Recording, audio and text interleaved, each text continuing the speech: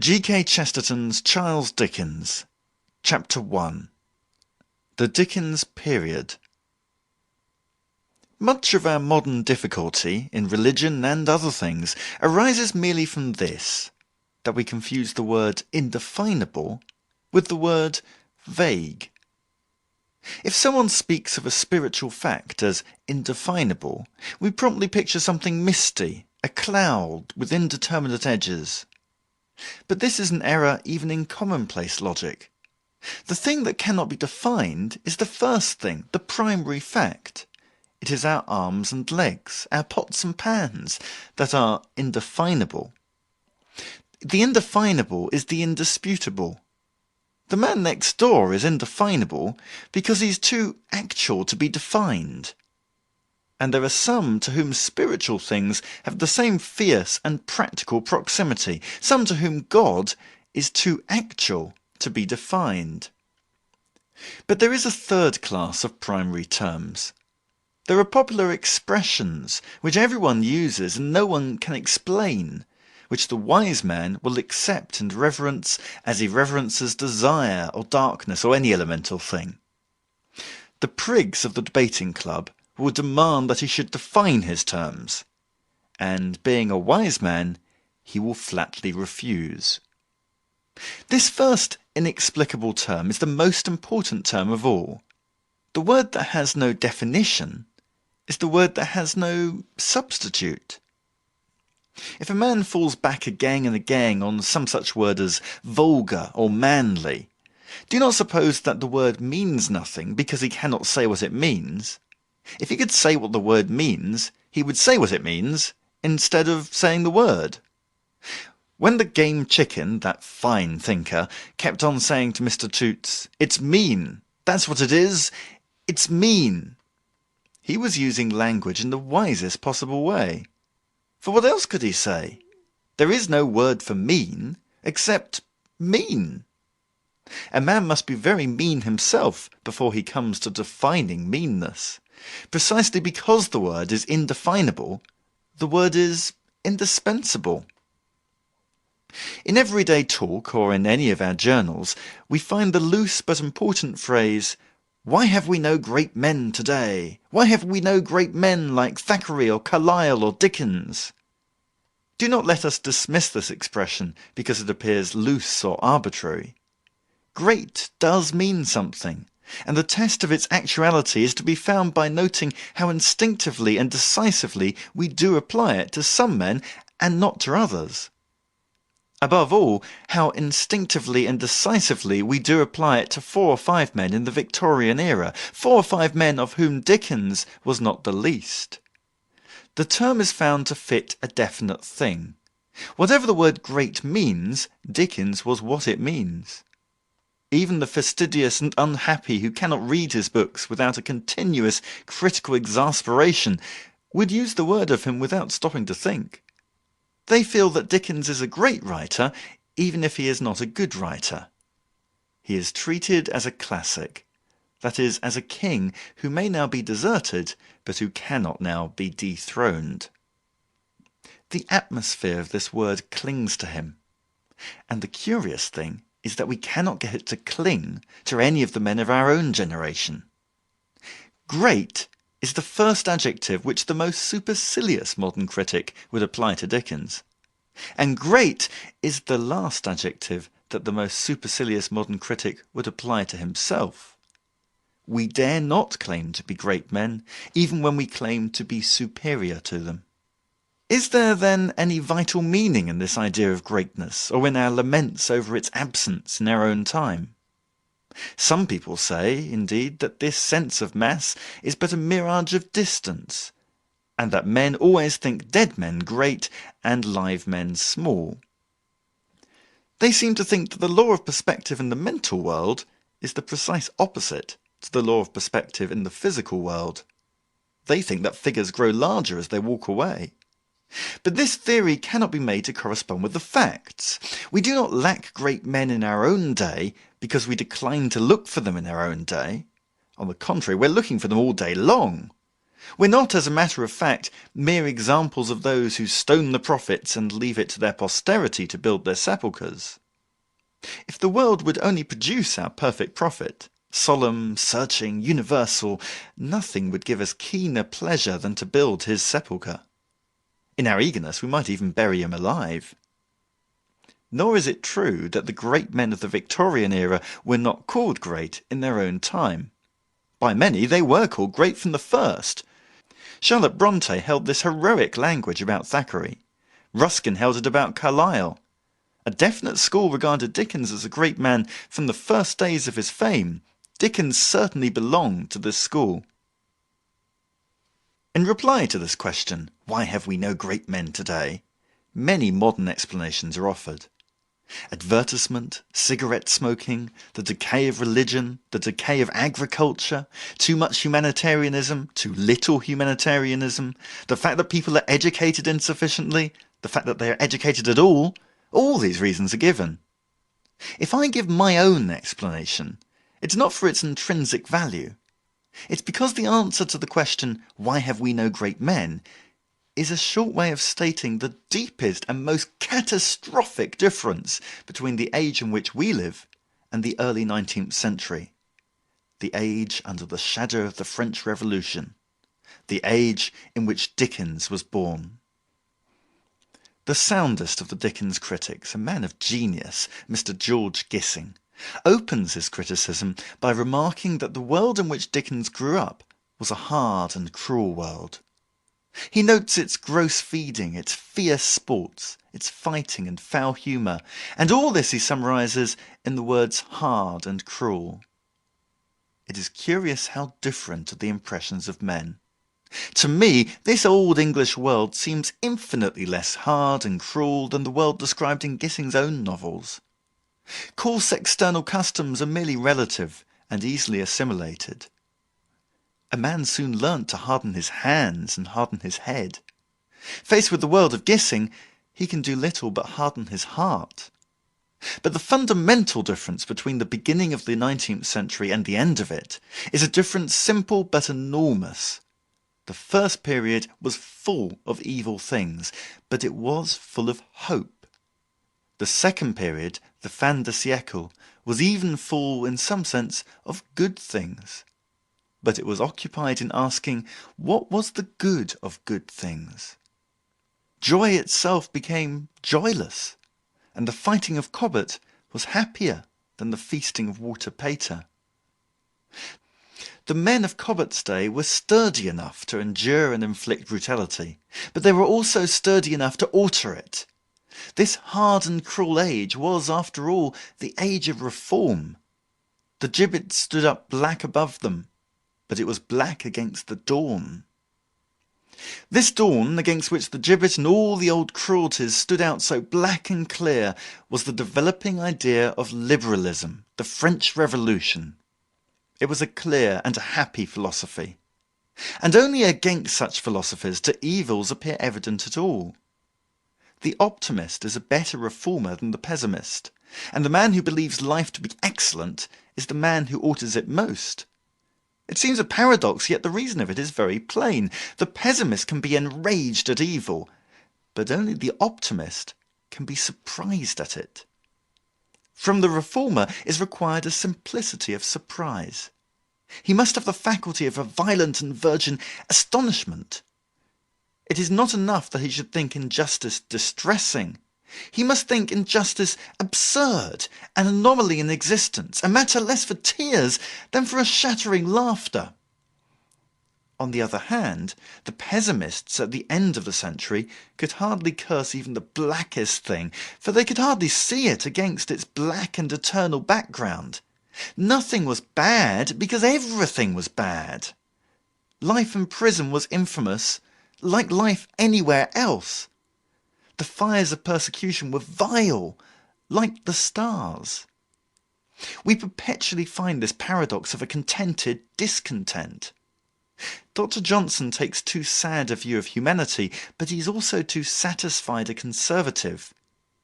Rousseau takes too rosy a view of humanity, but he causes a revolution. Swift is angry, but a Tory. Shelley is happy and a rebel. Dickens, the optimist, satirises the fleet, and the fleet is gone. Gissing, the pessimist, satirises suburbia, and suburbia remains. Mr. Gissing's error, then, about the early Dickens period we may put thus. In calling it hard and cruel, he omits the wind of hope and humanity that was blowing through it. It may have been full of inhuman institutions, but it was full of humanitarian people. And this humanitarianism was very much the better, in my view, because it was a rough and even rowdy humanitarianism. It was free from all the faults that cling to the name. It was, if you will, a coarse humanitarianism. It was a shouting, fighting, drinking philanthropy, a noble thing. But in any case, this atmosphere was the atmosphere of the Revolution, and its main idea was the idea of human equality. I am not concerned here to defend the egalitarian idea against the solemn and babyish attacks made upon it by the rich and learned of today. I am merely concerned to state one of its practical consequences. One of the actual and certain consequences of the idea that all men are equal is immediately to produce very great men. I would say superior men, only that the hero thinks of himself as great, but not as superior. This has been hidden from us of late by a foolish worship of sinister and exceptional men. Men without comradeship or any infectious virtue. This type of Caesar does exist. There is a great man who makes every man feel small. But the real great man is the man who makes every man feel great. The spirit of the early century produced great men because it believed that men were great. It made strong men by encouraging weak men. Its education, its public habits, its rhetoric were all addressed towards encouraging the greatness in everybody. And by encouraging the greatness in everybody, it naturally encouraged superlative greatness in some. Superiority came out of the high rapture of equality. It is precisely in this sort of passionate unconsciousness and bewildering community of thought that men do become more than themselves. No man, by taking thought, can add 1 cubit to his stature, but a man may add many cubits to his stature by not taking thought. The best men of the Revolution were simply common men at their best. This is why our age can never understand Napoleon. Because he was something great and triumphant, we suppose that he must have been something extraordinary, something inhuman. Some say he was the devil. Some say he was the Superman. Was he a very, very bad man? Was he a good man with some greater moral code? We strive in vain to invent the mysteries behind that immortal mask of brass. The modern world, with all its subtleness, will never guess his strange secret, for his strange secret was that he was very like other people. And almost without exception, all the great men have come out of this atmosphere of equality. Great men may make despotisms, but democracies make great men. The other main factory of heroes besides a revolution is a religion, and a religion again is a thing which, by its nature, does not think of men as more or less valuable, but of men as all intensively and painfully valuable, a democracy of eternal danger. For religion, all men are equal, as all pennies are equal, because the only value in any of them is that they bear the image of the king. This fact has been quite insufficiently observed in the study of religious heroes. Piety produces intellectual greatness, precisely because piety in itself is quite indifferent to intellectual greatness. The strength of Cromwell was that he cared for religion. But the strength of religion was that it did not care for Cromwell, did not care for him, that is, any more than for anybody else. He and his footmen were equally welcome to warm places in the hospitality of hell.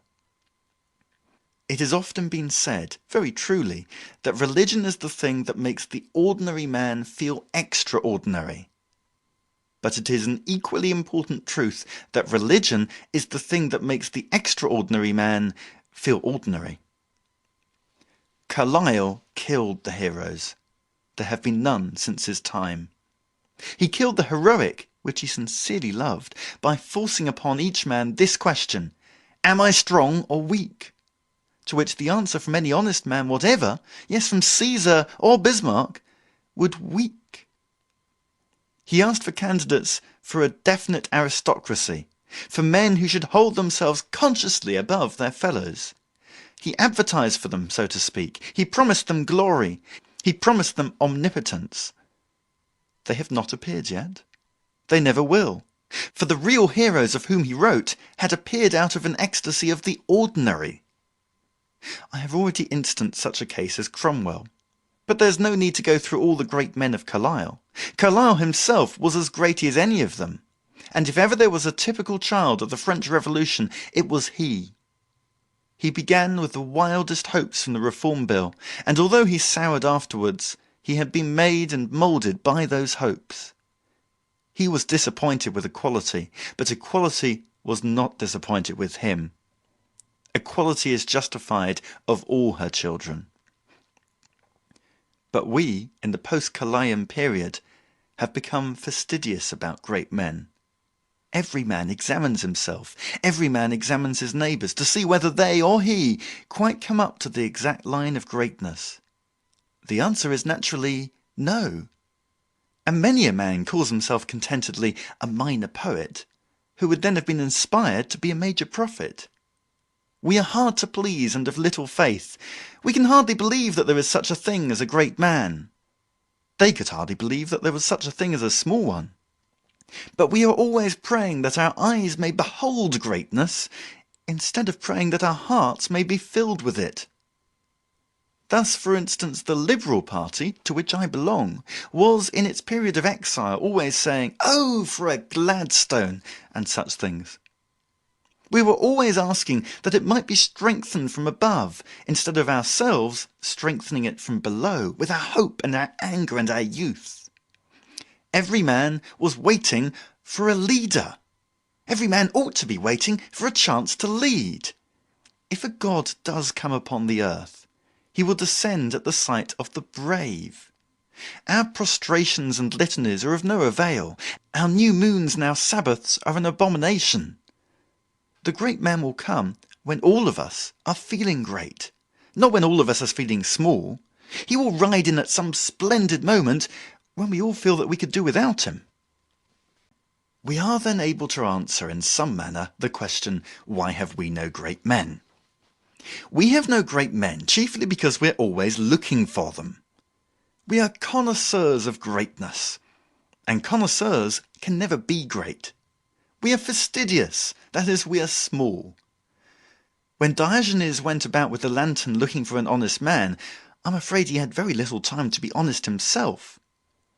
And when anybody goes about on his hands and knees looking for a great man to worship, he is making sure that one man, at any rate, shall not be great. Now the error of Diogenes is evident. The error of Diogenes lay in the fact that he omitted to notice that every man is both an honest man and a dishonest man. Diogenes looked for his honest man inside every crypt and cavern, but he never thought of looking inside the thief. And that is where the founder of Christianity found the honest man. He found him on a gibbet and promised him paradise. Just as Christianity looked for the honest man inside the thief, democracy looked for the wise man inside the fool. It encouraged the fool to be wise. We can call this thing sometimes optimism, sometimes equality. The nearest name for it is encouragement. It had its exaggerations, failure to understand original sin, notions that education would make all men good, the childlike yet pedantic philosophies of human perfectibility. But the whole was full of a faith in the infinity of human souls, which is in itself not only Christian but orthodox, and this we have lost amid the limitations of a pessimistic science. Christianity said that any man could be a saint if he chose. Democracy, that any man could be a citizen if he chose. The note of the last few decades in art and ethics has been that a man is stamped with an irrevocable psychology, and is cramped for perpetuity in the prison of his skull. It was a world that expected everything of everybody. It was a world that encouraged anybody to be anything. And in England and literature, its living expression was Dickens. We shall consider Dickens in many other capacities, but let us put this one first. He was the voice in England of this humane intoxication and expansion, this encouraging of anybody to be anything. His best books are a carnival of liberty, and there is more of the real spirit of the French Revolution in Nicholas Nickleby than in The Tale of Two Cities. His work has the great glory of the Revolution, the bidding of every man to be himself. It also has the revolutionary deficiency. It seems to think that this mere emancipation is enough. No man encouraged his characters so much as Dickens. "I am an affectionate father," he says, "to every child of my fancy." He was not only an affectionate father, he was an overindulgent father. The children of his fancy are spoilt children. They shake the house like heavy and shouting schoolboys. They smash the story to pieces like so much furniture. When we moderns write stories, our characters are better controlled. But, alas, our characters are rather easier to control. We are in no danger from the gigantic gambols of creatures like Mantalini and Micawber. We are in no danger of giving our readers too much Weller or Wegg. We've not got it to give. When we experience the ungovernable sense of life which goes along with the old Dickens sense of liberty, we experience the best of the Revolution. We're filled with the first of all democratic doctrines, that all men are interesting. Dickens tried to make some of his people appear dull people, but he couldn't keep them dull. He could not make a monotonous man. The bores in his books are brighter than the wits in other books. I've put this position first for a defined reason. It is useless for us to attempt to imagine Dickens and his life unless we are able at least to imagine this old atmosphere of a democratic optimism, a confidence in common men. Dickens depends upon such a comprehension in a rather unusual manner, a manner worth explanation, or at least remark. The disadvantage under which Dickens has fallen, both as an artist and a moralist, is very plain. His misfortune is that neither of the two last movements in literary criticism has done him any good. He has suffered alike from his enemies and from the enemies of his enemies. The facts to which I refer are familiar. When the world first awoke from the mere hypnotism of Dickens, from the direct tyranny of his temperament, there was, of course, a reaction. At the head of it came the realists, with their documents like Miss Flight. They declared that scenes and types in Dickens were wholly impossible, in which they were perfectly right, and on this rather paradoxical ground objected to them as literature. They were not like life, and there, they thought, was an end of the matter. The realist for a time prevailed. But realists did not enjoy their victory, if they enjoyed anything, very long. A more symbolic school of criticism soon arose. Men saw that it was necessary to give a much deeper and more delicate meaning to the expression like life. Streets are not life. Cities and civilizations are not life. Faces and even voices are not life itself. Life is within, and no man hath seen it at any time. As for our meals and our manners and our daily dress, these are things exactly like sonnets. They are random symbols of the soul. One man tries to express himself in books, another in boots. Both probably fail. Our solid houses and square meals are in the strict sense fiction. They are things made up to typify our thoughts. The coat a man wears may be wholly fictitious. The movement of his hands may be quite unlike life. This much the intelligence of man soon perceived, and by this much Dickens' fame should have greatly profited. For Dickens is like life in the truer sense, in the sense that he is akin to the living principle in us and in the universe. He is like life, at least in this detail, that he is alive. His art is like life, because, like life, it cares for nothing outside itself, and goes on its way rejoicing. Both produce monsters, with a kind of carelessness, like enormous byproducts, life producing the rhinoceros, and art Mr. Bunsby. Art indeed copies life in not copying life, for life copies nothing.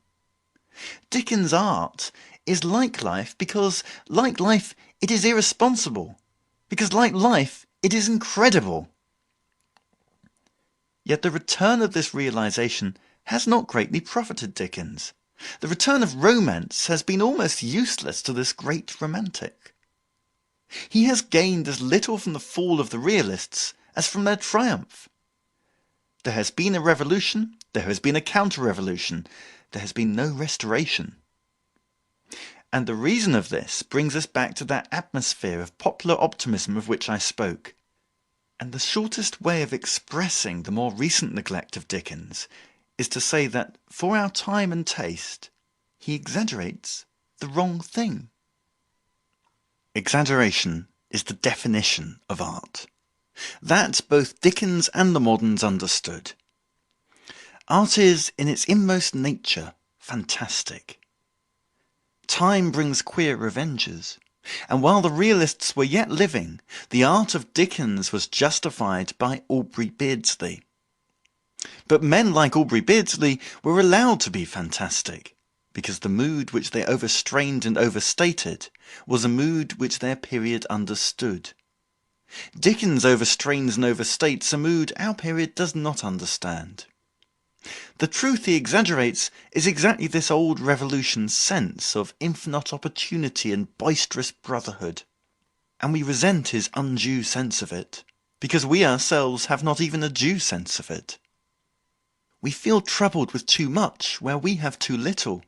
We wish he would keep it within bounds. For we are all exact and scientific on the subjects we do not care about. We all immediately detect exaggeration in an exposition of Mormonism or patriotic speech from Paraguay. We all require sobriety on the subject of the sea serpent. But the moment we begin to believe a thing ourselves, that moment we begin easily to overstate it. And the moment our souls become serious, our words become a little wild. And certain moderns are thus placed towards exaggeration. They permit any writer to emphasize doubts, for instance, for doubts are their religion, but they permit no man to emphasize dogmas. If a man be the mildest Christian, they smell cant. But he can be a raving windmill of pessimism, and they call it temperament. If a moralist paints a wild picture of immorality, they doubt its truth. They say that devils are not as black as they are painted. But if a pessimist paints a wild picture of melancholy, they accept the whole horrible psychology, and they never ask if devils are as blue as they are painted. It is evident, in short, why even those who admire exaggeration do not admire Dickens. He is exaggerating the wrong thing. They know what it is to feel a sadness so strange and deep that only impossible characters can express it. They do not know what it is to feel a joy so vital and violent that only impossible characters can express that. They know that the soul can be so sad as to dream naturally of the blue faces of the corpses of Baudelaire. They do not know that the soul can be so cheerful as to dream naturally of the blue face of Major Bagstock. They know that there is a point of depression at which one believes in Tantasil. They do not know that there is a point of exhilaration at which one believes in Mr. Wegg.